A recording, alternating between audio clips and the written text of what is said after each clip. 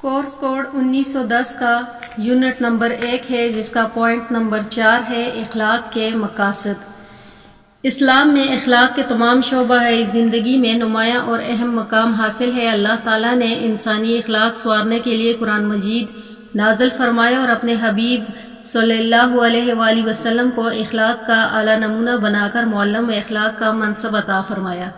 آپ صلی اللہ علیہ وآلہ وسلم نے ہدایت ربانی کی روشنی میں انسانی سیرت و کردار کو سنوارنے اور انسانی معاشرے کو بہتر بنانے کے لیے رہنمائی عمل اصول عطا فرمائے، جن پر عمل کر کے آپ صلی اللہ علیہ وآلہ وسلم کے صحابہ اکرام نے ایسا مدنی معاشرہ بنایا کہ اس کی مثال پوری انسانی تاریخ میں کہیں نہیں ملتی، اور آج دنیا انہی اخلاق پر مشتمل نیک سوسائٹی کی تعمیر و تشکیل سے سرکردہ۔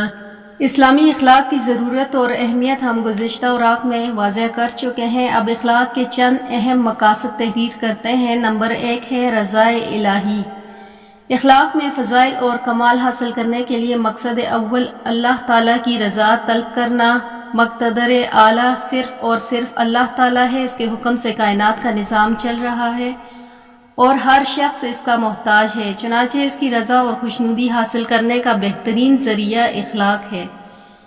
پھر نمبر 2 ہیڈنگ ہے اس کی امداد باہمی۔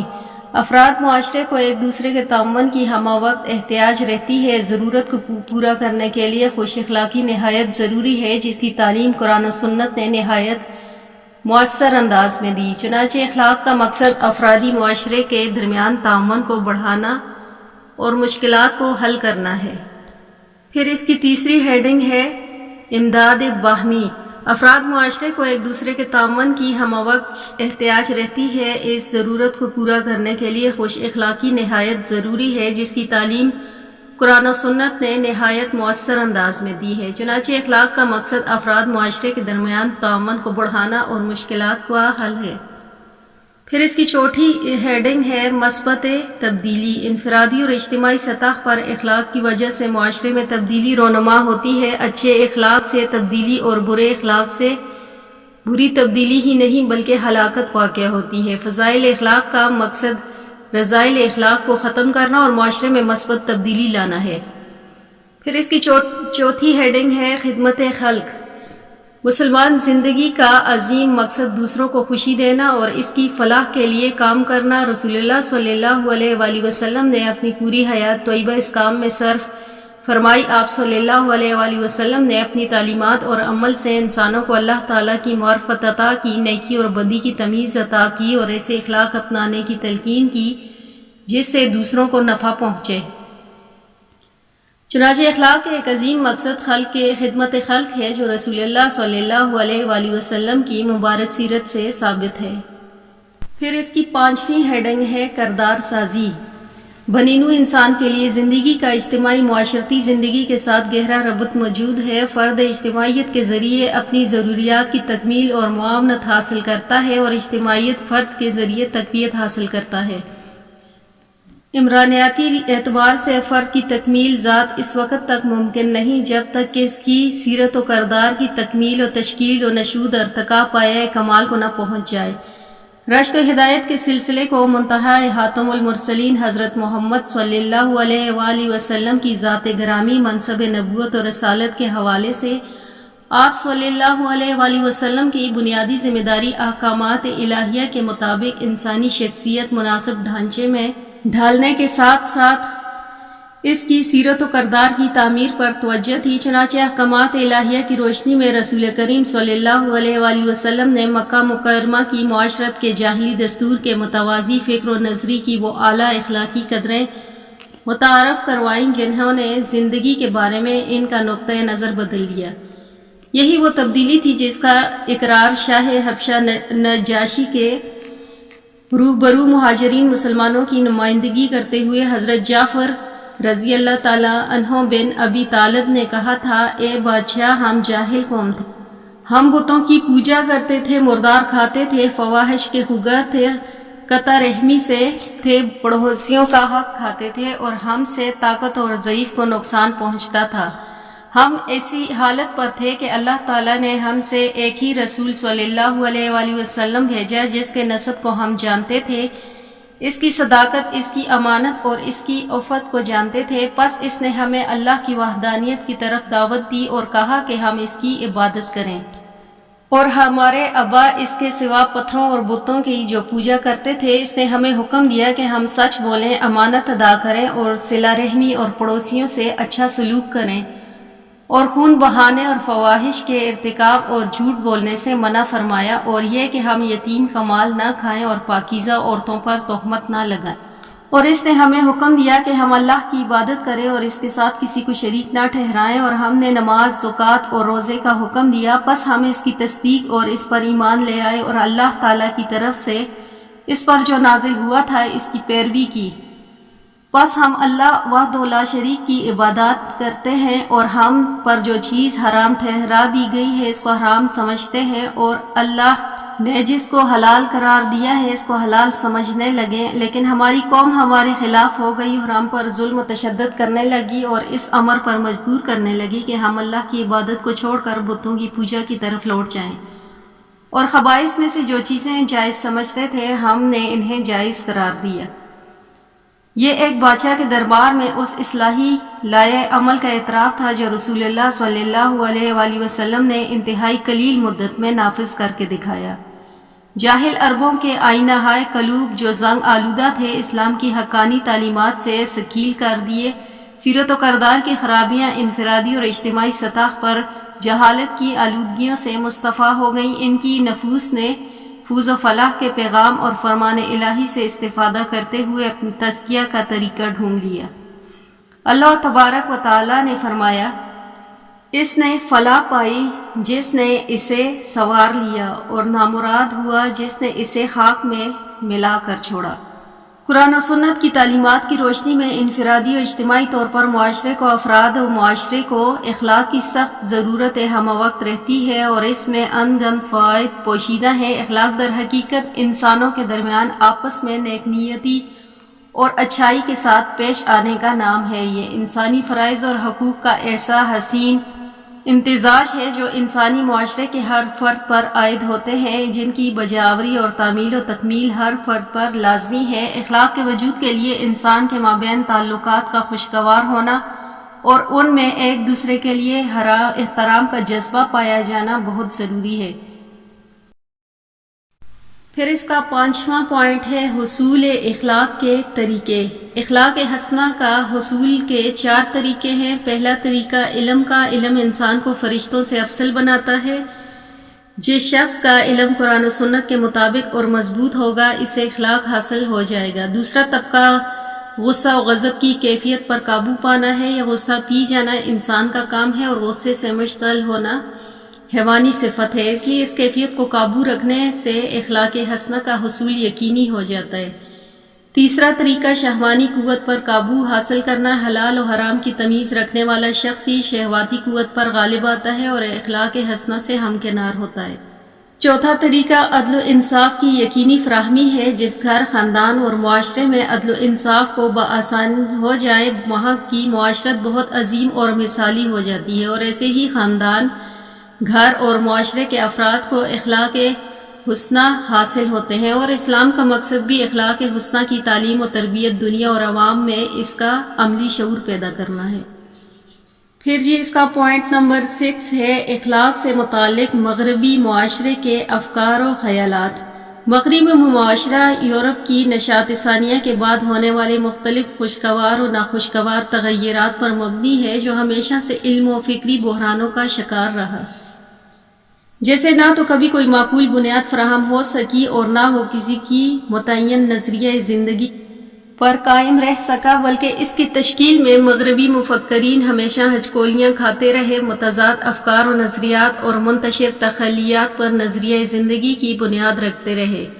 17ویں صدی سے قبل مغرب میں چرچ کی حکمرانی تھی۔ اس وقت پادریوں کا بول بالا تھا۔ اٹلی سے لے کر اسکاٹ لینڈ تک تمام ممالک زیر اثر تھے۔ عیسائی عوام سخت ترین جہالت میں مبتلا تھے۔ ارباب کلیسیا انہیں سینکڑوں خرافات میں الجھا کر بڑے بڑے نذرانے وصول کر رہے تھے، یہاں تک کہ جنت میں جانے کی اجازت نامہ اور سرٹیفکیٹ کی بڑی بڑی رشوتوں کے عوض بانٹ رہے تھے۔ دوسری طرف معاشرے کے بااختیار لوگوں کو عوام میں ظلم و زیادتی کی کھلی آزادی تھی اور یہ سب کچھ مسخ شدہ مذہب کے سائے میں انجام دیا جا رہا تھا۔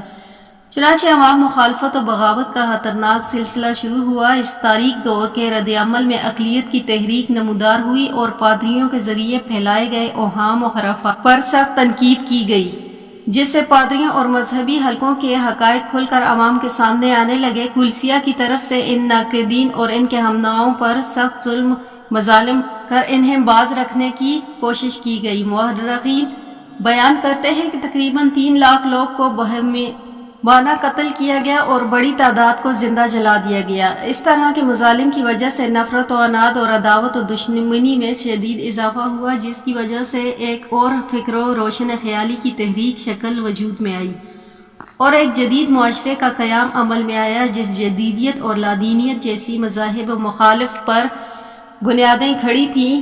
اس کے بعد انسانیت کی آزادی اور مساوات کا پرفریب نعرہ دے کر نام نہاد ہیومن لبرلزم جیسے اخلاق سوز افکار کو ترقی دی گئی۔ پہلی ہیڈنگ ہے ہیومنزم کا پرچار اور خدا کا انکار۔ مغربی معاشرے کی تشکیل میں ان افکار و نظریات کو بھی بنیادی اہمیت حاصل ہے، جبکہ یہ تمام نظریات غیر اخلاقی تخلیقات پر مبنی ہے۔ یہاں لذت اور تسکین نفس کو زندگی کا مقصد اصل قرار دیا جاتا ہے۔ ان کی ابتدا ہی یہاں سے ہوتی ہے کہ خدا یا کسی مافوق الفطری قوتوں کا انکار کیا جائے اور ایسے معاشرے کو وجود میں لایا جائے جہاں اخلاقی اقدار کی ضرورت باقی نہ رہے اور نہ کسی ہدایت اور رہنمائی کی حاجت محسوس کی جائے۔ ایک نظریہ ساز مغربی اس کی پہلی ہیڈنگ ہے ہیومنزم کا پرچار اور خدا کا انکار۔ مغربی معاشرے کی تشکیل میں ان افکار و نظریات کو بہت اہمیت حاصل ہے، جبکہ یہ تمام نظریات اخلاقی تخلیقات پر مبنی ہیں۔ یہاں لذت اور تسکین نفس کو زندگی کا مقصد اصلی قرار دیا جاتا ہے۔ ان کی ابتدا ہی یہاں سے ہوتی ہے کہ خدا یا کسی مافوق الفطری قوتوں کا انکار کیا جائے اور ایسے معاشرے کو وجود میں لایا جائے جہاں اخلاقی اقدار کی کوئی ضرورت باقی نہ رہے اور نہ کسی ہدایت اور رہنمائی کی حاجت محسوس کی جائے۔ ایک نظریہ ساز مغربی مفکر جیک گراسی کے بارے میں لکھتا ہے کہ اس کے پیروکاروں کی ابتدا ہی یہیں سے ہوتی ہے کہ یہاں نہ کوئی خدا ہے اور نہ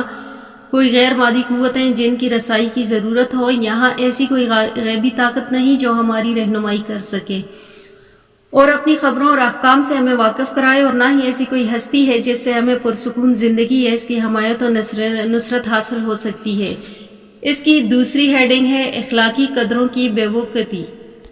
ہیومنزم کا خلاصہ بیان کرتے ہوئے ایک مغربی ناول نگار ڈین کوئنٹز اپنی مشہور کتاب میں لکھتا ہے کہ ہمارے وجود کا واحد مقصد خواہش نفس اور اپنی ہیجانی کیفیت کی تکسین ہونا چاہیے۔ یہاں اخلاقی قدروں کی کوئی اہمیت نہیں اور نہ ہی نیکی و بدی اور غلط و صحیح کی تخیل کی گنجائش رکھنی چاہیے۔ مارکس اور انگلس کے منشور میں خاص طور پر کہا گیا کہ قانون اخلاق اور مذہب کے سب اقتصادی آسودگی کے فریب کاری ہے جس کی آڑ میں اس کے بہت اچھے مفاد چھپے ہوئے ہیں۔ پھر اس کی تیسری ہیڈنگ ہے جدیدیت اور ما بعد جدیدیت۔ مغربی معاشرے میں خلسائی استبداد کے رد عمل میں جب ہیومنزم کو ترقی ملی اور اس کے تصورات غالب آ گئے تو جنگ عظیم کے دوم کے بعد 1945 میں جدیدیت کی تحریک وجود میں آئی، جس نے ایسے معاشرے کی تشکیل کی دعوت دی جس میں انسان کی روحانی زندگی کو یکسر مسترد کر کے اپنی مادی خواہشات اور نفسانی ہیجانات کو خدا کے تصور آخرت، اخلاقی اقدار اور اس قبیل کے تمام امور سے بالا تر سمجھا۔ صرف سائنس اور عقلی تخیلات کو ہی جگہ دی، چنانچہ انہی بنیادوں پر جدید معاشرے کی تشکیل عمل میں لائی گئی، لیکن جدیدیت کوئی قابل عمل اخلاق نظام نہ لا سکی۔ اس کے بعد ما بعد جدیدیت کا دور شروع ہوا جس کا آغاز 1980 سے مانا جاتا ہے۔ ما بعد جدیدیت دراصل ان حالات اور بحرانوں کا نام ہے جو نہایت ہی کمزور اور غیر مستحکم کی بنیادوں پر قائم جدید معاشرہ میں معاشرتی اور معاشی، اخلاقی اور ذہنی تبدیلی سے پیدا ہوئے، اور یہ تبدیلی جدیدیت کے بعد اس لیے اس کو ما بعد جدیدیت کہا جاتا ہے۔ ما بعد جدیدیت نے جدید کی بھرپور تردید کی اور معاشرے میں پیدا ہونے والی سنگین معاشرتی اور معاشی بحرانوں کا ذمہ دار جدیدیت کو ہی قرار دیا، بلکہ ہیومنزم کی شدید مخالفت کی اور ماں بعد جدیدیت کے مفکرین نے اسے فکر و فریب قرار دے کر رد کرنا شروع کر دیا، یعنی لیوی ایسٹریس، بارتھیس، فوالٹ، لیکین وغیرہ مغربی فلسفیوں نے ہیومنزم کو فلسفانہ فراڈ قرار کہہ کر رد کر دیا۔ پوسٹ ماڈرن ازم نے ایسے معاشرے کی تشکیل کی جس میں ہر طرح کے تصورات و خیالات کو یکساں اہمیت حاصل ہے، کسی کو کسی کے خیالات کی تردید کی ضرورت نہیں۔ ماں بعد جدیدیت کے علمبرداروں کا متفقہ طور پر ماننا ہے کہ تمام خیالات و تصورات اور تمام اقدار کو یکساں اہمیت حاصل ہے، اس لیے وہ ہر ایک پر یقین رکھتے ہیں۔ جیک گراسی لکھتے ہیں کہ یعنی ہم کسی بھی چیز پر یقین کر سکتے ہیں، جس کا یہ مطلب بھی ہے کہ ہم کسی چیز پر یقین نہیں کرتے۔ خلاصہ یہ ہے کہ مغربی معاشرے میں تشکیل و ادوار ہمیشہ متضاد مراحل سے گزرتے رہے، اس لیے اسے کبھی کوئی ایسا متعین معیار و مستحکم اصول فراہم نہ کر سکے جن کی روشنی میں زندگی گزارنے کے حسین اقتدار مرتب کیے جا سکیں اور فطرے کے مطابق پرسکون اور ہم آہنگ زندگی کے اصول و ضوابط اخذ کر کیے جا سکیں۔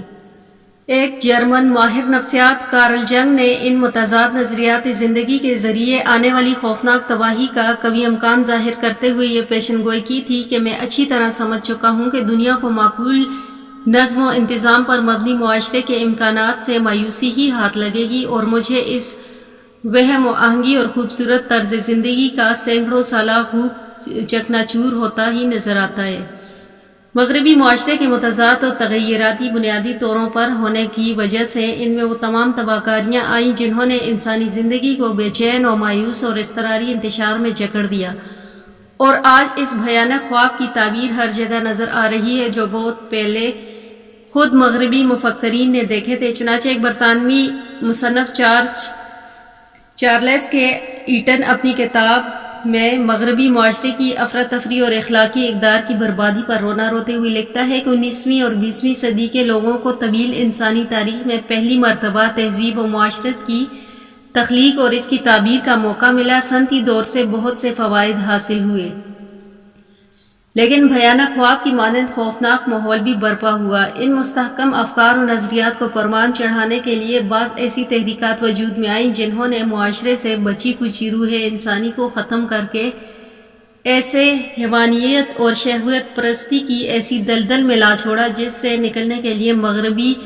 مسلحین کی طرف سے ایڑی چوٹی کا زور لگانے کے باوجود کوئی کامیاب نتیجہ برآمد نہ ہو سکا، اور یہ تحریکات پوری توانائی کے ساتھ روز بروز معاشرے پر چھا رہی ہیں۔ ان کے سنگین اثرات سے پورا معاشرہ شر و فساد و تباہی و بربادی، جنسی انارکی اور مختلف قسم کے جرائم کی اماجگاہ بن چکا۔